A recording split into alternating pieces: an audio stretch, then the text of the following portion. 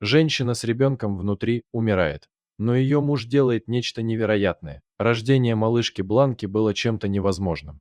Ее мать, Ракель, перенесла остановку сердца во время родов и была признана клинически мертвой. На ее ребенка, которого она носила в животе, надежды было мало, но ее муж сделал что-то удивительное. Давайте посмотрим, что произошло и чем закончится эта история. Ракель была беременна своим вторым ребенком и не могла больше ждать, чтобы увидеть свою дочь. Она и ее муж были в восторге от того, что у их сына Хосе появится младшая сестренка. Беременность протекала хорошо, и только на 39-й неделе начали проявляться признаки родов. Когда Ракель была беременна, она изо всех сил старалась найти гинеколога и больницу, которые придерживались тех же взглядов на жизнь, что и она. Иногда решения в медицинской ситуации должны приниматься за доли секунды, и Ракель хотела убедиться, что жизнь ее ребенка имеет такой же или даже больше вес, чем ее собственная жизнь. Она нашла такого врача и чувствовала, что будет в надежных руках во время беременности. Все признаки указывали на то, что роды пройдут без происшествий, и ничего не предвещало беды. Но затем произошла катастрофа. Когда Ракель лежала на больничной койке, собираясь рожать, она начала плохо себя чувствовать. Она сказала своей медсестре, что у нее кружится голова и ее тошнит, как будто она вот-вот потеряет сознание, но ничего не указывало на что-то серьезное.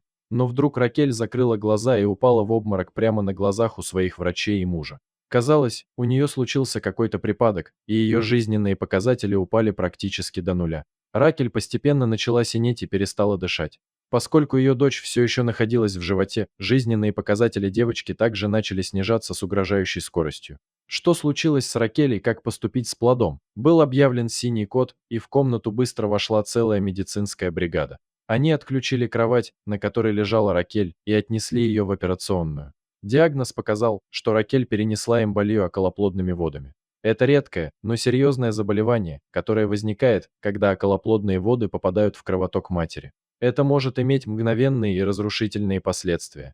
Поскольку к тому времени Ракель уже была признана клинически мертвой, медицинская бригада решила сосредоточиться на ребенке. Ей срочно сделали кесарево сечение. Тем временем муж Ракель, Даниэль, был очень обеспокоен. Он видел, как увозили его жену, и ему сказали, что, возможно, это последний раз, когда он видит ее живой. Это была душераздирающая новость для Даниэля, который безумно любил свою жену и не ожидал ничего подобного. Он чувствовал себя совершенно беспомощным и напуганным и не знал, как с этим справиться. Поэтому он обратился к Богу и помолился. В своей голове он повторял слова: «Боже, я знаю, что это больше, чем я могу вынести, а это значит, что у тебя есть план и цель в этом, и я тебе доверяю, но, пожалуйста, если это твоя воля, позволь мне снова обнять мою жену». Когда ужасные новости о состоянии Ракель дошли до ее друзей и семьи, они тоже начали молиться. Сидя в зале ожидания, все взялись за руки и молили Бога. Они также опубликовали свои молитвы в социальных сетях, и сообщение стало вирусным. В результате начали приходить тысячи сообщений от людей со всего мира, которые также молились за Ракель. Тем временем дочь Даниэля и Ракель родилась и была доставлена в отделение для новорожденных, где Даниэль смог навестить ее. Ракель осталась в операционной, где врачи боролись за ее жизнь.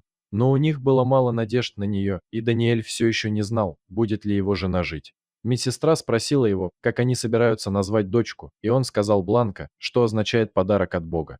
В это время врачам удалось реанимировать Ракель и найти у нее слабый пульс, но она все еще находилась в критическом состоянии. После долгих и ужасающих 48 часов они смогли перевести ее в отделение интенсивной терапии, где попытались сохранить ей жизнь.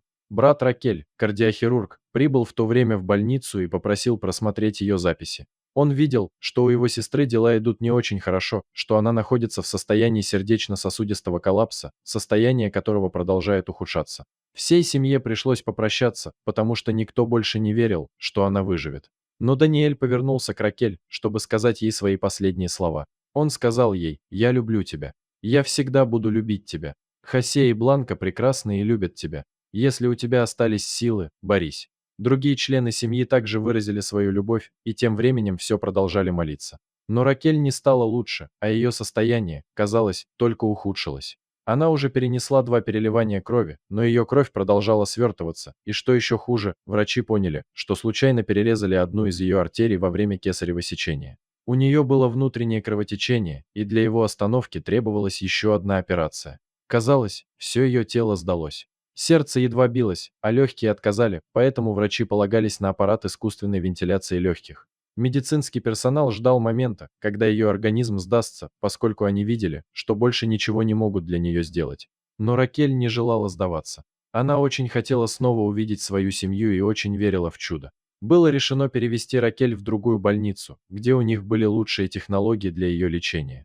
Там ее подключили к аппарату, чтобы помочь ее сердцу и легким восстановиться. Чтобы проверить неврологические функции, ей понизили уровень седативного средства до такой степени, что она на несколько мгновений проснулась. Как только она пришла в себя, в комнату вошел Даниэль, взглянув на нее, просто сказал «Привет, дорогая». Глаза Ракель наполнились слезами. И это было для Даниэля явным признаком того, что ее мозг не умер. Внезапно на горизонте снова зажглась надежда, но потребовалось еще одно хирургическое вмешательство. И снова все было на пределе, но перед тем, как Ракель перенесла анестезию, ей показали фотографию Бланки. По ее собственным словам, это, должно быть, пробудило в ней что-то вроде материнского инстинкта, и она почти попыталась встать с постели, чтобы пойти навестить свою малышку. Но она была под наркозом, и начались несколько часов операции, чтобы увидеть, выживет ли Ракель.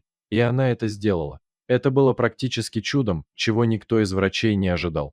Но Ракель была достаточно сильной, чтобы вырваться. В течение 24 часов они смогли снять с нее респиратор и все лекарства, кроме обезболивающих, и стало ясно, что она может жить.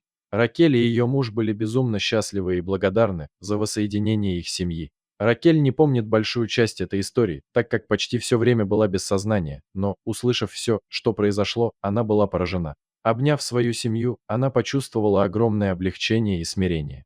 Услышав все молитвы и всю поддержку многих людей, которую она получила, она почувствовала, как ее душа светится. Ракель до сих пор благодарит Бога за то, что он позволил ей пережить это и позволил ее дочери появиться на свет. Дорогие зрители, если вам понравилась эта история, обязательно поставьте палец вверх и поделитесь этим рассказом со своими друзьями. Если вы впервые на этом канале и еще не подписаны на него, рекомендую подписаться прямо сейчас, чтобы не пропустить очередную захватывающую историю.